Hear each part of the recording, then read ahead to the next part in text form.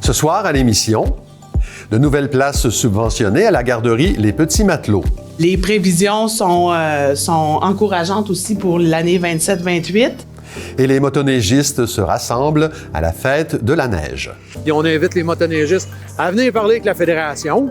En entrevue, je reçois Geneviève Foisy et Geneviève Fournier qui nous parlent des derniers préparatifs en vue des Jeux du Québec. On va faire des petits mini-jeux olympiques à la saveur de Blainville. Je m'entretiens également avec Roselyne Blanc à propos du concert choral Voix nordique. Il va y avoir des instruments, il va y avoir des chanteuses de gorge. Enfin, Maude Pilon-Bernier vous propose une activité sportive adaptée à tous les âges, le cheerleading. C'est inclusif, c'est familial. Bienvenue à Accès local.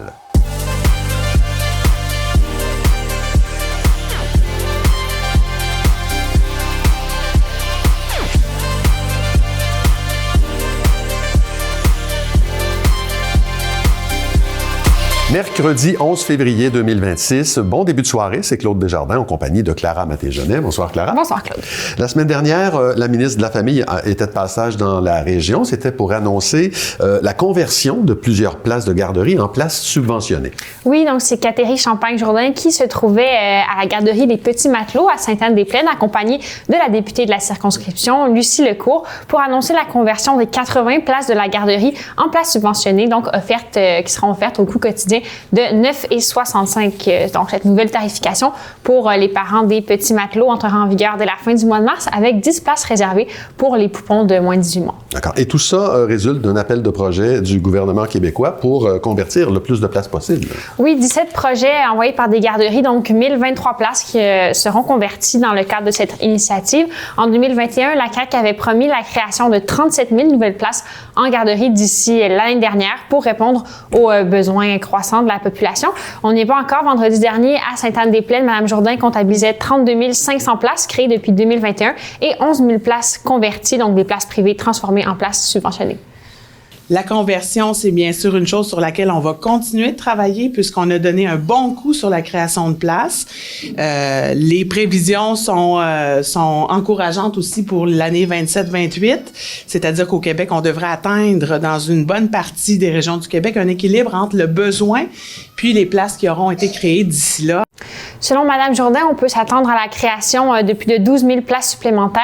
À noter qu'une pétition du mouvement Tarif unique en garderie circule présentement avec des dizaines de milliers de signatures qui réclament au gouvernement un meilleur crédit d'impôt pour rembourser les parents dont les enfants vont en garderie privée. Alors, si une place en garderie subventionnée revient à 9,65 $ par jour, le coût d'une place non subventionnée peut grandement varier de 50 à 90 $ par jour environ. Ça représente une différence de milliers de dollars par année pour un enfant. Alors, il y a un crédit d'impôt auquel les parents sont admissibles, mais là encore, ça ne correspond pas à 9 $ par jour pour les parents des petits matelots. Ça peut faire une grande différence. Nous, dans le fond, on a 7 enfants. Ils sont tous venus ici à la garderie. Fait que on adore vraiment l'ambiance à la garderie. C'est pour ça qu'on a conservé ces places-là. C'est sûr que nous, ça nous coûtait beaucoup plus cher qu'à d'aller en milieu subventionné, mais un bon milieu, ça fait toute la différence aussi pour la suite. Ça va faire du bien au portefeuille. Donc, nous, ça nous coûtait l'équivalent d'une hypothèque, là. Un paiement d'hypothèque, là, un enfant là, en non subventionné. Donc, ça fait une différence quand même énorme. Et pour la garderie elle-même, qu'est-ce que ça implique? De meilleurs salaires pour les éducatrices ainsi que plus d'argent pour les activités éducatives. Stéphanie Dagenet, directrice de la garderie Les Petits Matelots, estime que ces montants serviront à pallier aux besoins grandissants et changeants des enfants dans la circonscription. On peut l'écouter. Ça va nous permettre aussi, au travers de ça, de pouvoir offrir aux enfants qui ont des difficultés d'intégration plus de ressources, des ressources externes. Ça nous fait vraiment plaisir parce qu'on sait que plus ça va, plus on a des difficultés avec certains enfants. Voilà, Claude, on continue à suivre ça, voir si d'autres annonces seront à prévoir pour la région. Merci, Clara. On se revoit plus tard dans l'émission. On va se balader en motoneige. À plus tard, Claude. La MRC de Thérèse de Blainville invite les organismes, coopératives, artistes, auteurs et travailleurs autonomes de son territoire à déposer un projet dans le cadre du Fonds d'initiatives culturelles. Cet appel de projet vise à soutenir des initiatives contribuant au développement culturel du territoire et des communautés du territoire, ainsi qu'à la mise en œuvre de la deuxième génération de la politique culturelle de la MRC. La date limite de dépôt des candidatures est le 4 mars 2026 à midi. La Ville de Saint-Jérôme a annoncé la nomination d'Alain Cassista à titre de directeur général lors de la séance extraordinaire du conseil municipal tenue le 5 février dernier. Cumulant plus de 20 ans d'expérience en gestion et en leadership stratégique, M. Cassista se spécialise en planification intégrée, en performance organisationnelle, en gouvernance moderne et en relation avec le conseil municipal, les paliers gouvernementaux et la population. Depuis 2017, M. Cassista occupait les fonctions de directeur général de la Ville de Sainte-Anne-des-Plaines, après avoir été conseiller municipal depuis 2009. La date officielle de son entrée en poste sera confirmée ultérieurement. C'est dans 16 jours, très exactement, que se tiendra à Blainville la 60e finale des Jeux du Québec hiver 2026. Pour nous parler des derniers préparatifs de cet événement de grande envergure, je reçois 2 membres du comité organisateur. D'abord, Geneviève Fournier, directrice générale adjointe communication, marketing et mobilisation, de même que Geneviève Foisy, directrice générale adjointe services aux participants et programmation complémentaire. Bonsoir à vous deux. Bonsoir. Je peux essouffler. Madame Fournier, je regardais les comparatifs que vous faisiez avec les Jeux olympiques qui se tiennent en ce moment en Italie. Vous avez plus d'athlètes qu'aux Jeux olympiques. Vous avez plus de disciplines encore. Est-ce que, en l'apprenant ça, vous avez ressenti le même vertige que moi? Bien, en fait, non, parce que dès le départ, dès notre mise en candidature en 2022, on avait déjà ces statistiques-là. On le savait déjà. Donc, pour nous, on a juste fait, coudonc, on va faire des petits mini-Jeux olympiques à la saveur de Blainville. On en est, Madame Foisy, à l'étape des derniers préparatifs. Exact. Vous aimeriez sûrement avoir une journée de plus. On en parlait tout à l'heure. Qu'est-ce qu'il reste à faire, là? On est vraiment dans les derniers détails. On reçoit les commandes. C'est des commandes énormes, 100 000 jus, des collations pour les athlètes. Donc, on est vraiment dans ces détails-là de derniers préparatifs pour les montages de tous les plateaux. On a 19 sites à monter quand même d'ici quelques jours. On a un délai très, très serré pour le montage aussi de ces sites-là, notamment dans les écoles. Donc, on planifie de planifier la planification. On est rendu au bout, là. On a hâte que ça arrive. À quoi ça ressemble vos journées, là, par les temps qui courent? Oula! Ah ben mon Dieu, on a des très très grosses journées, puis c'est vraiment, on est vraiment dans on se garde l'énergie pour des demandes qu'on appelle un peu popcorn ou des demandes un peu qu'on s'attendait pas pour vraiment se revirer de bord pour pouvoir répondre à ces demandes-là adéquatement. Donc toute la planification qu'on avait à faire dans les détails, on l'a fait évidemment dans les derniers mois, mais là dans les derniers 1000, on est vraiment dans le détail du détail évidemment, puis beaucoup de confirmations avec nos différents fournisseurs. Puis comme Geneviève le disait, entre autres dans le montage de nos sites. Ça se passe beaucoup le jeudi, le 26 février, quand on prend possession des écoles, notamment pour bien recevoir ces athlètes-là dans les lieux d'hébergement. Bien, ça nous prend des bras pour préparer les classes. Donc, c'est sûr que tous les bénévoles qui ont le goût de faire du bénévolat sont les bienvenus. On est encore à la recherche de personnes. Puis c'est sûr qu'on est vraiment dans la préparation. Puis nos journées, pour vrai, ça va à droite, à gauche. C'est vraiment ça. l'effervescence en ce moment. Ça a déjà commencé. On a déjà des bénévoles qui font des voyages à travers nous qui travaillons. Les bénévoles qui accréditent. C'est vraiment la fourmilière, elle est commencée. Ça nous donne quand même un niveau d'énergie assez le fun dans les derniers 1000 de voir, oui, là, c'est intense. On pense à 100 000 choses dans nos têtes, mais de voir ces gens-là qui répondent présents, qui travaillent avec nous sur ce projet de fou, c'est vraiment une belle énergie. C'est sûrement un des meilleurs bouts parce que là, on voit l'objectif, il est proche. Il y a 3000 athlètes, donc de 12 à 17 ans, 19 disciplines. Ce qui m'impressionne aussi dans tout ça, c'est qu'il y aura en plus une programmation parallèle en dehors des plateaux sportifs dans un lieu qui s'appelle la Place des Jeux. Vous avez mis vraiment le paquet, Madame Fournier, je vous laisse aller là-dessus. En fait, la Place des Jeux, c'est un lieu extérieur qui prend place au Parc équestre de Blainville, qui est vraiment comme au centre, situé au centre de compétition sportive, entre autres avec l'Aréna de Blainville, le centre Guy-Frigon, on a notre centrale administrative également à l'Hôtel de Ville. La Place des Jeux, c'est vraiment un grand festival pendant une semaine où on propose plein d'activités pour les jeunes, les moins jeunes.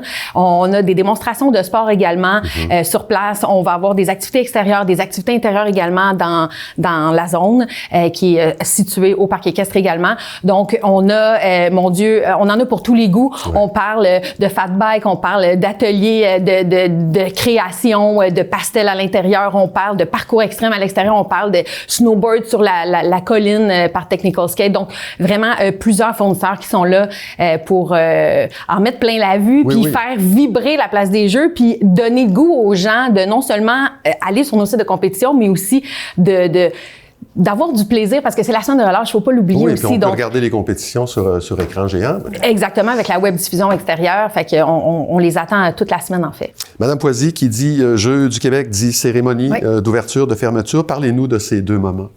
C'est deux moments clés pour nous, évidemment. On travaille avec des professionnels, une équipe formidable qui monte ce spectacle d'envergure. On a vraiment haussé le niveau des cérémonies. Team White qui travaille avec nous à la direction artistique, Groupe Nord-Scène qui est directeur technique. On a vraiment des artistes qui ont bien voulu embarquer avec nous.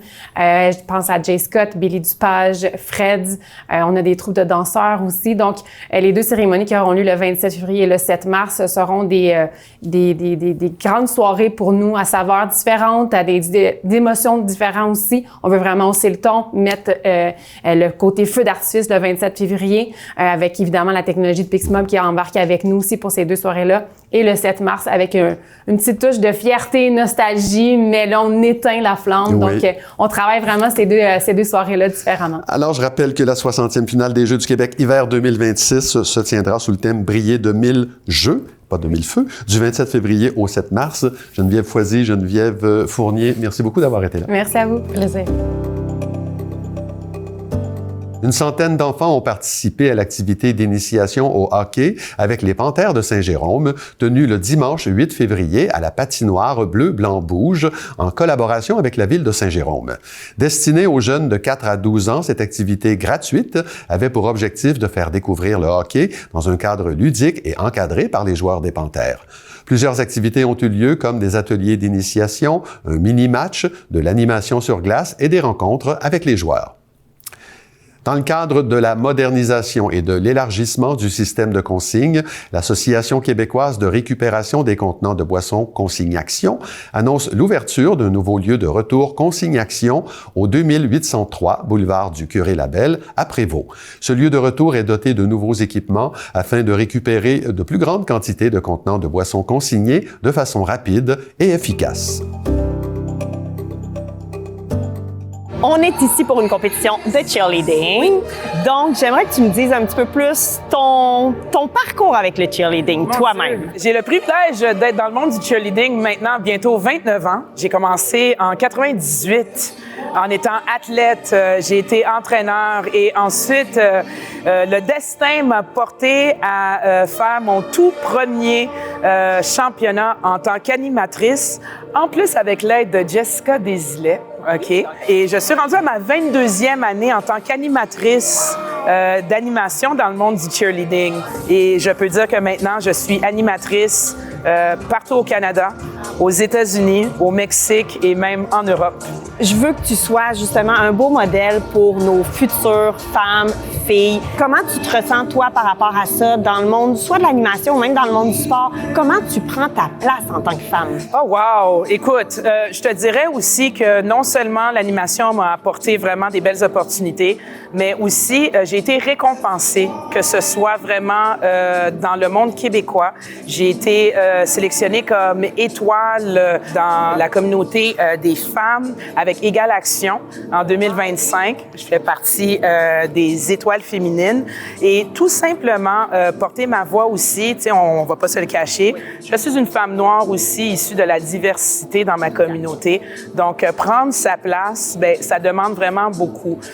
Je m'assume, je suis humaine, j'ai le droit à l'erreur. Quand on dit vraiment quand tu veux, tu peux, ben j'ai vraiment appliqué ça ici dans mon domaine. Je me suis fait refuser des portes, je me suis fait refuser vraiment là, des demandes, mais ça ne m'a vraiment pas empêché pour dire il y a une porte qui est fermée, il y en a 10 autres qui vont s'ouvrir vraiment devant moi. Puis ce don-là que j'exploite vraiment à 100%, ben le fait en retour de toucher quelqu'un, toucher surtout la communauté féminine aussi, mais ça m'apporte encore plus gros, puis ça me dit que ben je vais encore faire un peu plus de moi-même. Est-ce que tu dirais justement que le sport t'a aidé à développer cette attitude-là de fonceuse? Absolument, absolument. Le cheerleading, c'est cliché, hein. Le cheerleading, c'est encore considéré comme un stéréotype. C'est considéré que tu dois être mince, que tu dois être parfaite, que tu dois faire de la gymnastique et tout. Quand j'ai commencé, j'étais quand même considérée comme une femme très, très forte à l'adolescence, OK? J'étais pas petite, là. J'étais quand même très, très, très bâtie. J'avais déjà ma place dans les premières années que j'ai expérimenté ce sport. Et ça m'a aidé vraiment à grandir. Puis à setter un exemple aussi à d'autres personnes qui me regardaient. Ce sport-là, c'est un sport inclusif. Je te parle, j'en ai la chair de poule, là, juste pour te le dire, OK? C'est inclusif, c'est familial. Tu as ta place dans n'importe quelle équipe. Et ça m'a permis d'évoluer d'année en année. C'est ma deuxième famille. Je me sens à l'aise, je me sens à ma place ici. Comme toute autre discipline, sérieusement, là, j'en doute vraiment pas. Mais le cheerleading, pour de vrai, là, c'est un autre monde. C'est vraiment un autre niveau qui te permet là, de dire que, encore, je reviens à quand tu veux, là, tu peux. On veut vraiment inspirer les jeunes femmes à bouger, mais bouger longtemps aussi. Aurais-tu un conseil pour elles? Embarque dans le cheer. Embarque dans le cheer parce que ça commence dès l'âge de 3 ans et puis ça peut aller même jusqu'à l'âge de 70 ans. Et sérieux, on a une division qui est la division des maîtres, OK? Tu serais vraiment surprise et étonnée là, de voir qu'il y a une génération d'âge d'or, OK, qui se permet de dire que c'est une activité physique, c'est une activité de groupe aussi. T'es pas obligé d'être dans le secteur compétitif. On a un secteur volet récréatif aussi. Tu bouges, tu crées des amis, tu crées ce lien-là de confiance que tu as aussi, tout en exploitant là, vraiment le fait que, encore, c'est un sport où est-ce que tu peux avoir ta place, OK? Donc, n'importe quelle section que ce soit, les régions que tu peux avoir, je suis sûre et certain qu'il y a un club de gym qui vous attend pour dire que, hey, viens donc faire du sport avec nous.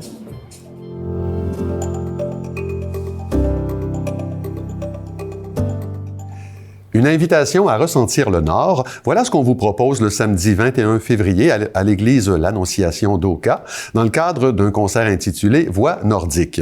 Roselyne Blain, directrice artistique des ensembles Gaïa et Phébus, est avec nous pour en parler. Bonsoir, Madame Blain. Bonsoir. Je précise tout de suite qu'il y a un troisième joueur là, dans l'équipe qui collabore à l'événement, l'ensemble Octo Echo. Alors, donnez-nous une vue d'ensemble de ce qui nous attend le 21 février. Ben, Voix nordique, ça le dit. En fait, c'est un espèce de panorama de voix que vous allez entendre qui vont venir d'un petit peu partout. C'est-à-dire que Octo Echo est un ensemble qui est à géométrie variable. Donc, il va y avoir des instruments, il va y avoir des chanteuses de gorge qui vont être présentes.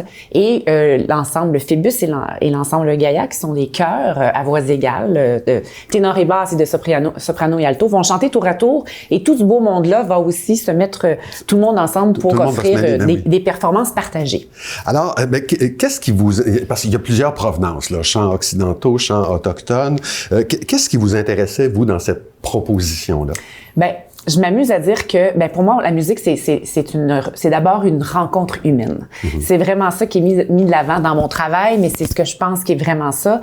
Et je trouvais que le sujet était particulièrement intéressant pour nos deux ensembles, puisque, comme il y a déjà une géométrie variable, il y a déjà du métissage dans le travail de Octo Echo et de la directrice artistique Katia Magdissi-Warren, ben, je trouvais que c'était tout indiqué pour cette grande rencontre où on pouvait partager du répertoire peut-être plus occidental, typique, classique, musique classique, mais avec du métissage et surtout d'avoir cet art de chez nous, des gens qui habitent notre territoire et qui viennent partager leur culture. Et donc, c'était une grande rencontre sur scène et qui devient une grande rencontre aussi avec le public à ce moment-là. Oui, parce que ça fonctionne très bien, là, les chants de gorge avec la musique occidentale. Là, qu'est-ce que ça vous fait, vous, comme artiste, comme musicienne? Ben, moi, personnellement, je trouve ça extrêmement émouvant. D'autant plus que on déplace une culture, on s'en vient chanter dans un lieu, un lieu de culte, on s'en va chanter dans une église, et donc tout ce beau monde-là, sans nécessairement avoir aucune croyance religieuse, on se retrouve dans un lieu pour retrouver cette neutralité-là, et dans le fond, le côté sacré qui nous réunit, ben c'est la musique. Alors, c'est ce qui fait, je pense, la grande émotion de ce concert-là que les gens viennent vivre, c'est cette espèce de quelque chose qui nous dépasse, c'est cette rencontre de la musique, de l'art, mais de la communication aussi, parce que les chants de gorge, c'en sont. Ouais. Ce sont de la communication, c'est aussi une forme de jeu. Mais chanter, c'est de la communication et c'est du jeu également. De tous les temps, on s'est servi de la musique et du chant pour communiquer. Oui. On en entend de plus en plus des chants de gorge. Et pour nous, les gens du Sud, ça semble encore un peu étrange. Hein? Il y a une sonorité. Ça vient d'où? Comment c'est arrivé? Et à quoi vous dites, bon, ça sert à communiquer, mais... Ben, écoutez, c'est sûr que les personnes les mieux placées pour en parler, ça serait Lydia et Nina qui vont en parler aussi. Mais en fait, c'est quelque chose qui est très, très, très, très propre à la culture. Donc, qui ne s'enseigne pas, c'est à eux et c'est quelque chose. Tout ce que je peux vous dire, elles le racontent bien quand elles le font en concert, que c'est d'abord un jeu. Et dans le fond, c'est deux personnes qui se font face, puis la première qui rit a perdu. C'est ça. Oui, on perd quand on rit. Okay. On perd quand on rit. Donc, c'est à la fois un jeu, un jeu de communication. OK, une autre version de la barbichette, là. Exactement. Explorer la nordicité sous toutes ses formes, qu'est-ce que ça veut dire pour vous? Bien, explorer la nordicité, c'est-à-dire que c'est un sujet extrêmement vaste. On parle souvent, on va parler de notre nordicité ici au Québec, mais la nordicité, elle existe partout dans la sphère du nord de la planète. Et donc, moi, je m'intéresse à la musique des pays nordiques, par exemple, qui, sous des allures de musique occidentale, donc avec la façon d'écrire de la tradition occidentale, mais va quand même avoir des couleurs très particulières, avec une tradition qui est la leur.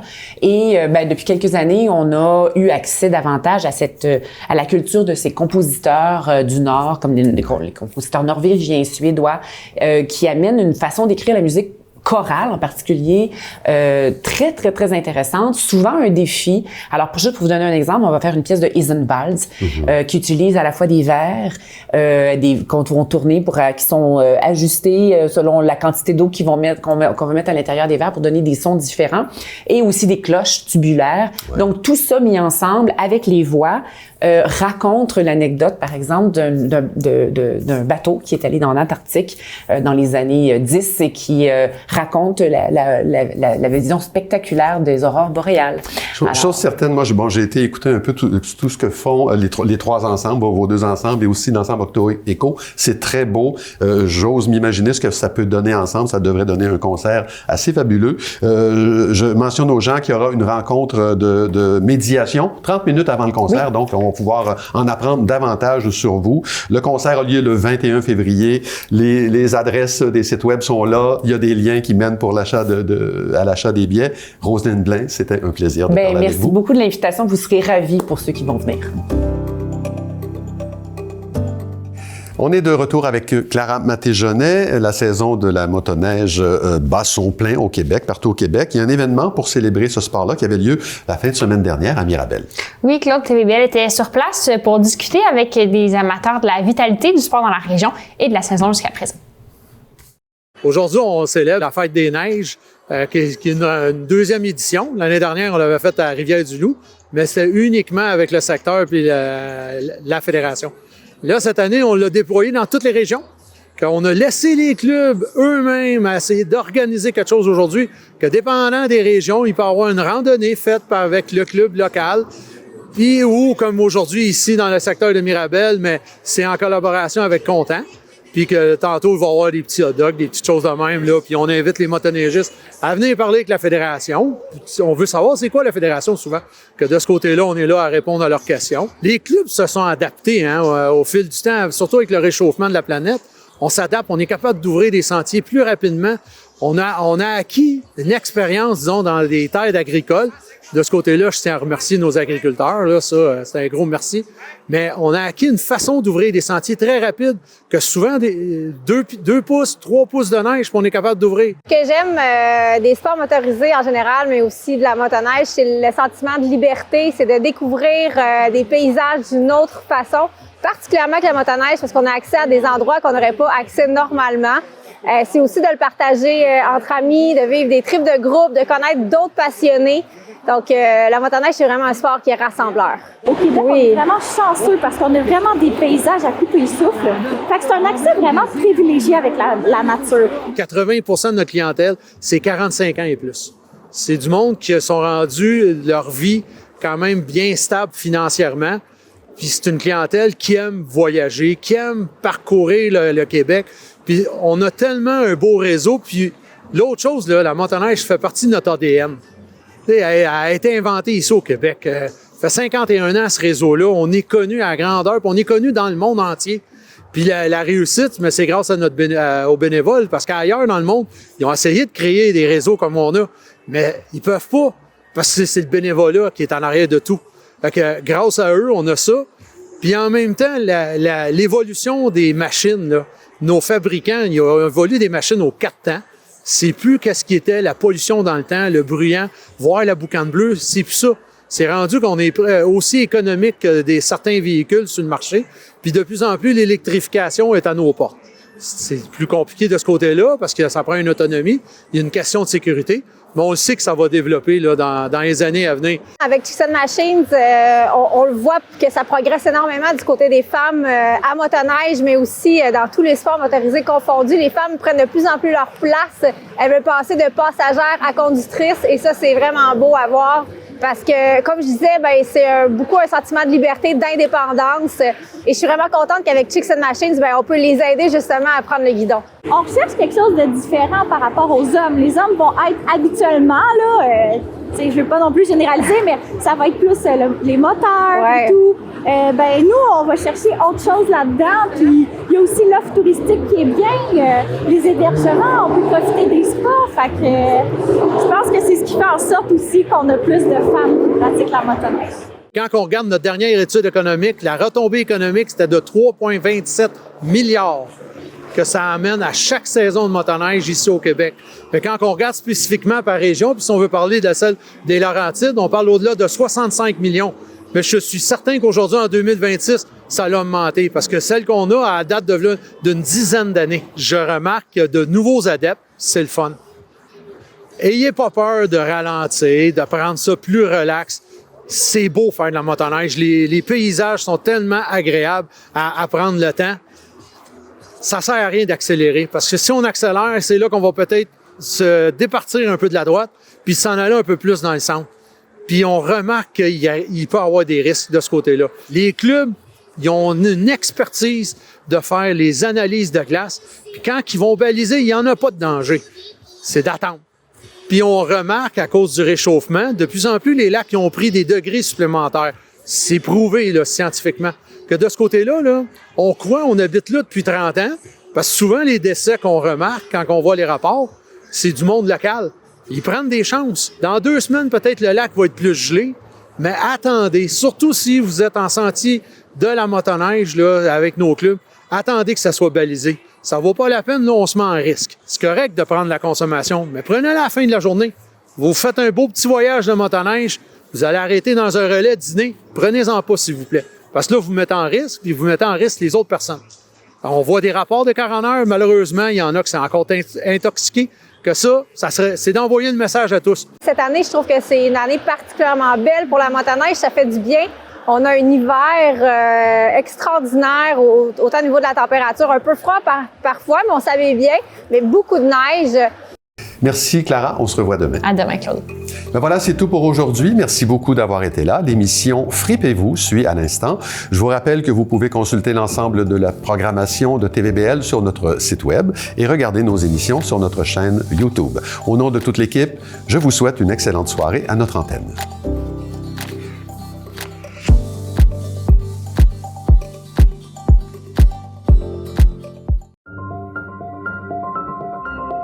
Thank you.